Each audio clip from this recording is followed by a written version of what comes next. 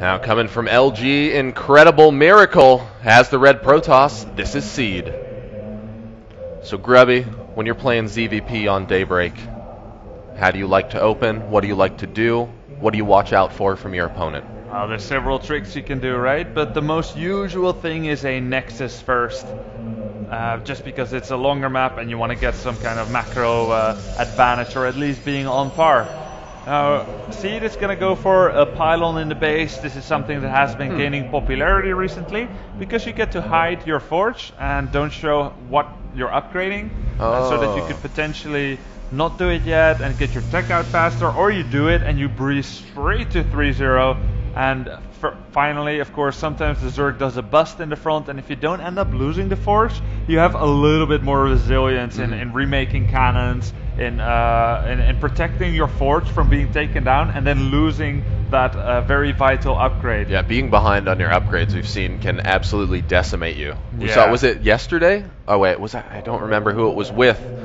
Whatever, there was a game where essentially somebody lost their armor upgrade at like 95%. That's into so a bust. painful. Yeah. I mean, I can count. I've had so many times where I was like almost done with 3-0 attack upgrade, which takes like 200 seconds. It takes 200 seconds. Super long. That's so long, and then you're almost done, and then they kill it. You don't lose any resources. All right, fine. I know you don't lose any resources. But I lose 3 minutes. 3 minutes that I could have had my 3-0. Exactly. So it's nice to tuck that away, far away in the base.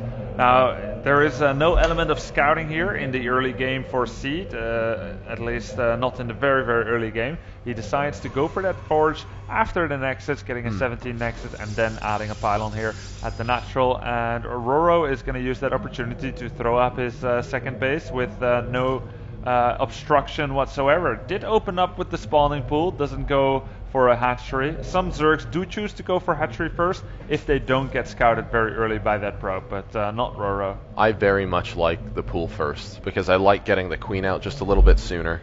Yeah, you get the queen out sooner, you get the Zerglings out sooner. The actual macro advantage of the hatchery first is it's something. I think you get like, well, Do you know? depends how you look at it. So like if depending on when the queen pops out, like how much sooner the queen is than the hatchery. If you go straight from like spawning pool into hatch, if it's like 15-15, I think you maybe net like 1 extra larva or something from having the queen out. First? From having the queen out, I think, because you get 4. You get 4 I larva, don't know and exactly how it's it 30 works game out. seconds, right? For Of course, you make the links later when you go hatch first, so I don't know how much drones you're ahead at, let's say, the 5-minute mark, but at least you get to use your links to go over the map a bit. Now, there's a huge hole here, and some less experienced players, they might look at this and say, well, opportunity, I can totally run by. yeah, well, go ahead and make those links, Yeah. and Seed will try to sniff it out, wall it off, and then you suddenly have all these useless units which aren't helping you to mine in your base. So it's a bit of a risk, but players have gotten so good at identifying such threats that sometimes they can just wall it off in time. Oh, this would be the perfect time to strike. Yeah, the cannon is shooting at something It's else. distracted. People have lost games on this. It has happened. I would believe that. Like, that is. you're supposed to look at this with a hawk's eye and say, oh, links coming, can't stop attacking, but sometimes it happened that more links ran by because of that little distraction. So over here, I think that third started a little bit later than he would have liked to. I don't think that it was the standard like 22 third hatch. Yeah, it was like 10 seconds later or so Okay. than what it sometimes is. Not too bad. Gonna open with 2 stalkers. Okay, gonna open with 2 stalkers. He's working on that attack upgrade, and we'll add a robotics facility. So I have to honestly say I don't really know what's gonna be coming out here. I don't usually see openings like this. What are the different options that he has available? Like what is good for going 1 Okay. gate into Robo? I know already. Okay. Yeah, Now I heard about Tell this us all style. about it. I heard about this style. I haven't seen it a lot or even played it, but it's something that only Seed does. 4 stalkers, 1 attack upgrade, war prism, and he puts them in the prism, and he starts dropping 4 stalkers. The cool thing about it, they one-shot a drone.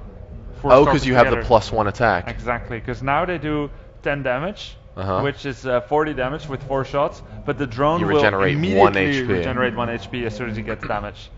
So it would be 1 HP. That's why you get the attack upgrade, and yeah, that's something. Oh, RorO does get in there with that Overlord, so he does see it, and assuming that he's studied his opponent, he will know just exactly what Seed is up to. But losing that Overlord hurts him quite a bit. He does not have another Overlord on the way. Yeah, that's why he suddenly throws up 3 Overlords. He's at 63 drones, so he's mining pretty well. And as soon as those Overlords are done, it's quite likely that he will be starting to make units. Why is that? Because seeing a Robo in Twilight that early means aggression. You usually don't get 1-gate Robo Twilight and then expand. Furthermore, he sees that, so... Oh, I'm super surprised by this. So many drones. Wow, I'm super surprised by this. I really thought that he would just be making army, considering that it might be like an all-in from 2 base, but he decides not to. And he's going to see this so late. If Seed goes for that lower to mid portion of the base, the spotting Overlord on the right side won't even see it. Oh, okay, it's just barely going to get into vision over there. Oh, and there he is going in for the drop. Oh, deciding to go for the Overlord instead. So Seed just decides to go Gotta get that Warp Prism. Whatever is opportune. Yeah, and here he is. Wow, okay, so taking down the Queens is actually very nice. Oh, this is pretty cool. I should try this sometime. I've never actually done this. He's gonna kill, well, 2 queens, or was That's it his 3rd queen. Yeah, 3 queens. 3 queens. So now this means that he can be a little more liberal with that Warp Prism movement. Yeah, oh yeah, this is super cool. So like instead of getting distracted there by the lings, right? Like trying to say, oh, okay, well I'll take some of your lings out. He can just go straight for the queen and know that, okay, there's no way for you to do any more damage to these stalkers as long as I kill the queen, or to take out the Warp Prism, rather. This is really cool, and this is going to develop into a Colossus. 6-gate Colossus? 2-base Will he add the 7th? No. I don't think he'll add the 7th here, right? Because 7th is normally indicative of like a bigger all-in push. Yeah, I think it's not going to be all-in, because he's going to go up to 58 probes. He's just choosing not to expand yet, because that would be doing a lot of things at once, maybe too much, getting Colossus and expanding that early when he's also harassing. Oh no, he's gonna lose. Oh wow, just barely picks up the Stalker. Wonderful micro there. That's beautiful. Seed doing a lot with that forced Stalker play. Whoa, look at all of those Mutalisks getting out here. Now there is pretty much nothing that Seed has to deal with 13 Mutalisks. Yeah, this is very nice. Blink is not being upgraded. It's mostly Zealots, Sentries, and Colossi. Oh, what's he going to do with that next Warp-In round? It's a beautiful response. It's going to be so crucial what he does with the next Warp-In round. Oh yeah, and the Zealots are coming out. Oh no! Is the Warp Prism going to make it to the... yeah, it's going to be able to be free. Oh no! Oh no, he does not turn and kill the drone either, so he's not even delaying the expansion. But now the Mutalisk threat is apparent. He knows that it's going to be there. You can expect that all of the future Warp-Ins will be Stalkers, or at least you would think so. Yeah. He's now adding cannons to help him defend. Yep, and there come all the Stalkers. And immediately starts Blink and 3rd attack upgrade. Wow, that's a fast 11:30. 11:30. Oh no, wow, that started at 10:30. Yeah. Wow. That's very fast. Very, very fast. He just has to try and hold here, because this is going to be a little bit scary. All the sentries will get focused down. There are no Stalkers here. The Stalkers are in the main base. All the sentries got taken out. There's only 1 left, and he's even going to get a Colossus here. Such a great move for RorO. This is terrible for Seed. There goes the 2nd Colossus, and Seed has nothing to fall back on here. Wow. RorO has all the cards in his hand. Was that 4 sentries? 4 sentries and 2 Colossi, and he only lost like 2 or 3 Mutalisks? Maybe 2 Mutalisks? Yes, exactly. That is incredible. Suddenly, I mean, Seed was doing like 1200 resource loss on RorO, losing nothing. Suddenly, RorO killed more stuff, and he's mining more. So he's immeasurably far ahead. Well, actually, it's measurable. He's measurably far ahead. It's just such a large measure that you would say that it is incomparable. Yeah.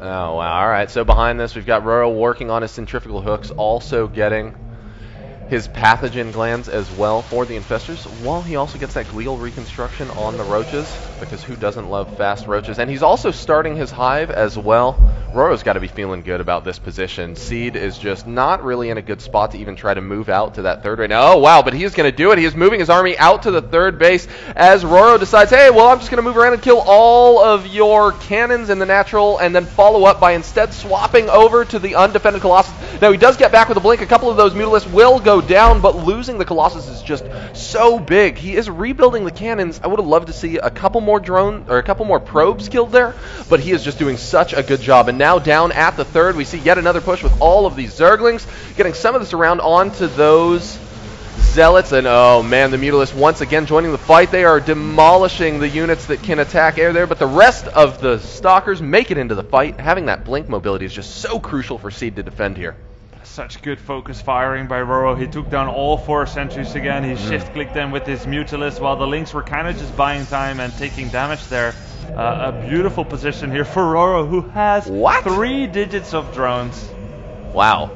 So like we were saying earlier today, right? RorO is a player that likes to use those smaller army sizes and chip away and get the advantage over time. Yeah, and that's usually the hallmark of a great player. Players who do like to play more greedy, who get more workers and then constantly fight rather than just low worker count and sit back. Very, very much potential here in RorO. He's already so good, and it's just scary. He keeps on improving, even evolving during the tournament, I do think. He might be one of the Zergs who... oh, the Nexus didn't get cancelled. He might be the one giving Zergs hope for this tournament in what is quite a Protoss-dominated field here at the WCS Asia Finals. So RorO, man.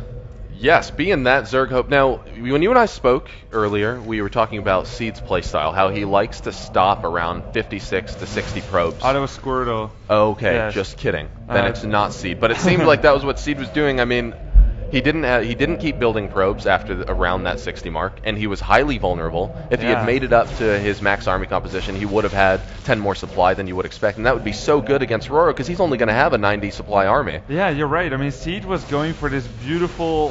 He was going for this. Oh no! All of the Lings now getting in here. We do see a few of the force fields laying down, but the Fungals are demolishing. If all of those Stalkers fall, there will be nothing left to defend the Zealots in front. Will it buy enough time for the Spine Crawlers? No! Whoa! He decides to cancel them instead of letting those 2 in the back finish, just waiting for the huge flock of Broodlords to finish up. And they're in a great position. They're not even being spotted yet. I don't know if there's an observer close enough by. Now with the Fungal growth, there it GG. is. RorO takes